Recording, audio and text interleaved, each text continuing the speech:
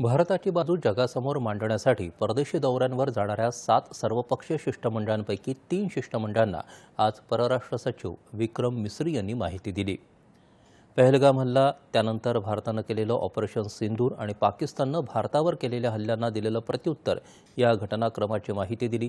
भारतानं या कारवाईला दिलेली स्थगिती, त्यामागची भूमिका याचीही माहिती दिल्याचं जदयूचे खासदार संजय कुमार झा आणि भाजपा खासदार अपराजिता सारंगी यांनी या बैठकीनंतर सांगितलं।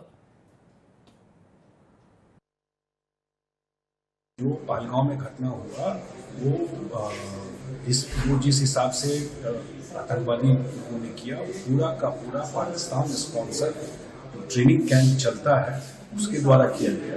और उसके बाद इंडिया ने जो स्टेप्स लिए हैं, जो 9 उनके टेररिस्ट ट्रेनिंग सेंटर थे उसके अब इमेजेज आ रहे हैं, उसका फोटोग्राफ्स है और जिसको हिट करके, तो वो चीज बताना। प्लस सबसे बड़ी बात है कि पाकिस्तान का जो स्टेट है और पाकिस्तान की जो आर्मी है, दोनों का इंटेलिजेंस है इसमें। इन टेररिस्ट को ये प्रॉक्सी वार की तरह इंडिया के साथ किया गया है। ये घटना के पीछे नहीं जाएंगे, ये भी बात है। तो अभी ये बहुत जरूरी है, हमारी सरकार ने सही समझा कि दल मत निर्विशेष विभिन्न दलों के जितने भी सांसद हैं, हम सब मिलकर विभिन्न देशों में जाएं और वहाँ के जो ब्यूरोक्रेसी है, वहाँ के जो राजनीतिक प्रतिनिधिगण हैं, उन सबको हम नैरेटिव रखें, हमारी नैरेटिव रखें, हम अपनी वार्ता उनके समक्ष रखें और पाकिस्तान का जो ये आतंकवाद प्रमोशन का जो अप्रोच है उसकी भर्त्सना करें और हम अपनी वस्तुस्थिति को उनके समक्ष स्पष्टता के साथ रखें।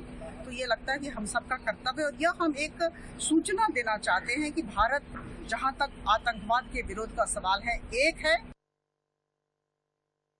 तृणमूल काँग्रेसच्या प्रमुख ममता बॅनर्जी यांनी या शिष्टमंडळात त्यांच्या पक्षाचे प्रतिनिधी म्हणून अभिषेक बॅनर्जी यांचं नाव सुचवलं आहे।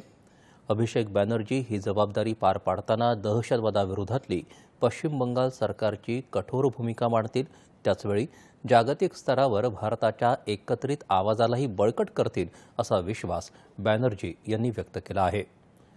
शिवसेना उद्धव ठाकरे पक्षातर्फे प्रियंका चतुर्वेदी यांची या शिष्टमंडळात समावेशासाठी शिफारस करण्यात आली आहे, अशी माहिती पक्षाच्या अधिकृत एक्स हँडलनं दिली आहे।